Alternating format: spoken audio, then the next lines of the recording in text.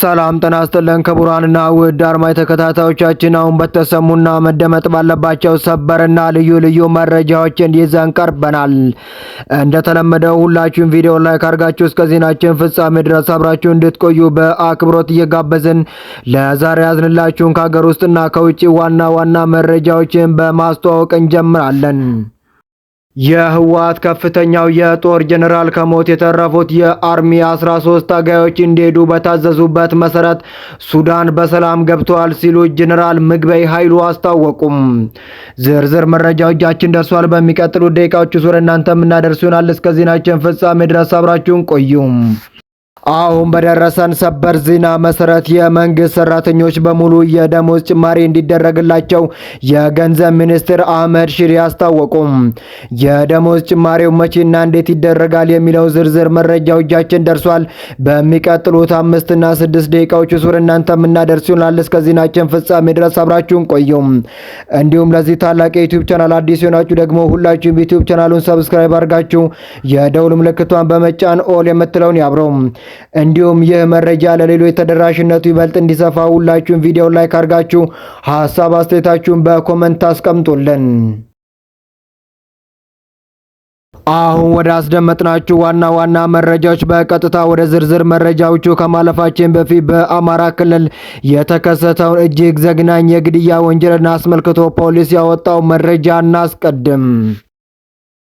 በአማራ ክልል በወልቃይት ጠገዴ ሰቲት ሁመራ ዞን በቃብቲያ ሁመራ ወረዳ ሰው መግደል ወንጀል የተጠረጠረው ግለሰብ በቁጥጥር ስር መዋሉ ተገለጸ።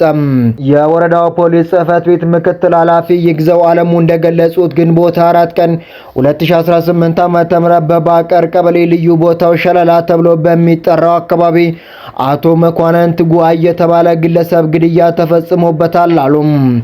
ሟች አቶ መኳንንት ጉአይ በባቀር ቀበሌ ሸለላ በሚባል በረሃ ከብት እየጠበቀ ባለበት ተጠርጣሪው አባይ ተሰማና ከሌሎች 3 ግብረ አበሮቹ ጋር በመሆን አቶ መኳንንት ጉአይን እግሩንና እጁን ከዛፍ ጋር በማሰር ድምፁን እንዳያሰማ ደግሞ አፉን በጨርቅ በማፈን ሲጠብቃቸው የነበሩትን 83 ከብቶችን ለመስረቅ ሞክረዋል።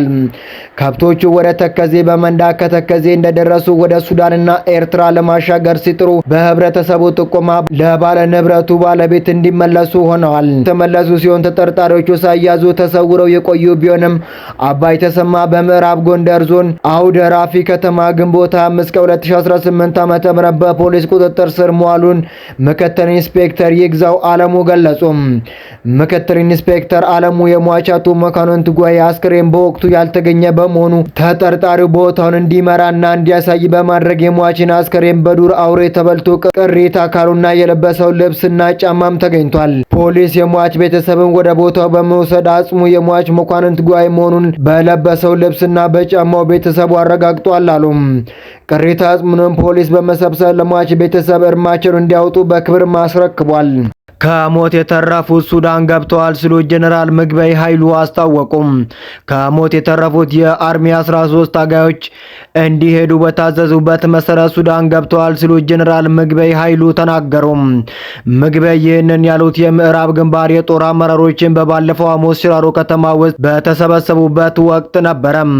ብልጽግና በአርሚ 13 ሰራዊታችን ላይ በሽራሮ በፈጸመው የድሮን ጥቃት ከባድ ጭፍጨፋ ፈጽሟል። መስዋዕትነት የከፈሉት እነዚህ የአርሚ 13 አባላት ከቀድሞ ታጋዮች የተሰጣቸውን አደራ እየፈጸሙ ነበር ሲሉም ተናገሩ። ይህ እኛን አንበረክከንም፣ ምክንያቱም እኛ ትግሬዎች ነን ሲሉም ተናገሩ። በጣም ደስ የሚለው ነገር ግን ከጥቃቱ የተረፉት የአርሚ 13 አባላት የታዘዙትን ፈጽሟል፣ ወደ ተላኩበት ሱዳን በሰላም ገብተዋል ሲሉም ተናገሩ። የሽራሮ ህዝብ በጥቃቱ የተገደሉትን አባሎቻችንን በክብር ስለቀበራችኋቸው እናመሰግናለን ሲሉም ጀነራል ምግበይ ኃይሉ ተናገሩ። የትግራይ ኃይሎች ከኤርትራ ጋር በማበር በፌዴራል መንግስቱ ላይ አዲስ ጥቃት ለመሰንዘር አቅደዋል ተባለ። ኢትዮጵያ በትግራይ ህዝባዊ ወያኔ ሓርነት ግንባር ወይም ትነግ ውስጥ የሚገኙ አክራሪ አቋም ያላቸው አካላት በፌዴራል መንግስቱ ላይ አዲስ ወታደራዊ ጥቃት ለመሰንዘር እየተዘጋጁ ነው ስትል መክሰሷን ሶማሌ ሪፖርት ዘገበ።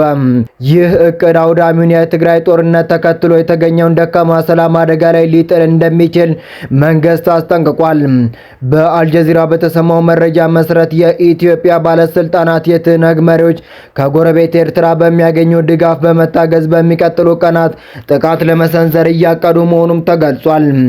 ይህ ክስ የቀረበው የ600 ሺህ ሰዎችን ሕይወት የቀጠፈውን የ2 ዓመት ጦርነት ያቆመውን የ2022ቱን የፕሪቶሪያው የሰላም ስምምነት በመጣስ ቡድኑ አዲስ ግጭት ለመቀስቀስ እየሞከረ ባለበት ወቅት ነውም ተብሏል። በተጨማሪም ኢትዮጵያ ትህነግን በፌዴራል መንግስቱ የሚደገፈውን የትግራይ ጊዜያዊ አስተዳደር በማፍረስ በምትኩ ህገወጥ የተባለ ክልላዊ አስተዳደር አቋቁሟል ስትልም ከሳለች። ይህ ውንጀላ የመጣው ትህነግ ቀደም ሲል ታግዶ የነበረውን የክልል ምክር ቤት መልሶ ለማቋቋም ከወሰነ በኋላ ቢሆንም ቡድኑ እስካሁን ለቀረበበት ክስ ይፋዊ ምላሽ አልሰጠም። በአዲስ አበባና በአስመራ መካከል ያለው ግንኙነት ከቅርብ ዓመታት ወዲህ እየተበላሸ መምጣቱን፣ በሰሜን ኢትዮጵያ የሚቀሰቀስ አዲስ አለመረጋጋት ለአጠቃላይ የአፍሪካ ቀንድ ሰፊ አንደምታ ሊኖረው ይችላል የሚል ስጋትን ፈጥሯል።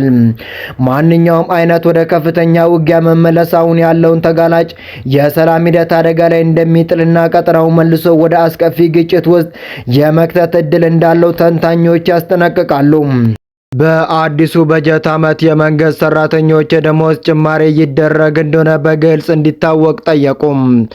የህዝብ ተወካዮች ምክር ቤት ባካሄደው 5ኛ ዓመት 25ኛ መደበኛ ስብሰባው የገንዘብ ሚኒስትር አቶ አህመድ ሺዴ የፌዴራል መንግስት የ2019 በጀት ዓመት ረቂቅ በአዋጅ በተመለከተ ከምክር ቤቱ አባላት ለቀረቡላቸውን ጥያቄ ምላሽና ማብራሪያን ሰጥተዋል።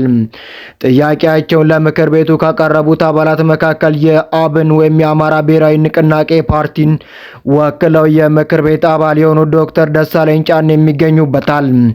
ዶክተር ደሳለኝ ጫኔ በጥያቄያቸው መንግስት ለ2019 ዓ.ም በጀት ዓመት ለመንግስት ሰራተኞች የደሞዝ ጭማሪ ይደረጋል ወይ የሚለው ጉዳይ በግልጽ እንዲታወቅም ጠይቀው ነበረ። የምክር ቤቱ አባል ጥያቄውን ባቀረበበት ወቅት ባለፈው ዓመት የታዘቡትን አጋጣሚ በማስታወስ ባለፈው ዓመት ተመሳሳይ ጥያቄ ለምክር ቤቱ አቅርቤ የደሞዝ ጭማሪ የለም የሚል ምላሽ ከተሰጠኝ ከአንድ ወር በኋላ ጭማሪ ተደርጓል ብለዋል። በመቀጠልም ዘንድሮ ጭማሪ የለም ካሉኝ ከአንድ ወር በኋላ ጭማሪ ይኖራል ወይ ሲሉ በሚኒስትሩ አገላለጽ ላይ ያላቸውን ጥርጣሬ በፈገግታ የታጀበ ጥያቄ በማስከተልም ሰንዝረዋል። ለቀረበው ጥያቄ ምላሽ የሰጡት የገንዘብ ሚኒስትር አቶ አህመድ ሺዴ መንግስት ቀደም ሲል በሁለት ዙር የደሞዝ ጭማሪ ማድረጉን ጠቅሰዋል። ይሁን እንጂ በአሁኑ ወቅትም በክልሉ በፐርሰንት ተሰርቶ የቀረበውን የደሞዝ ጭማሪ ተመንና ለጉዳዩ ከተመደበው በጀት ጋር ባለመመጣጠኑ ምክንያት አሁንም ድረስ ተጨማሪ የማጣራትና የማስተካከል ስራዎች እየተሰሩ መሆኑን ሚኒስትሩ ለአባላቱ አስገንዝበዋል።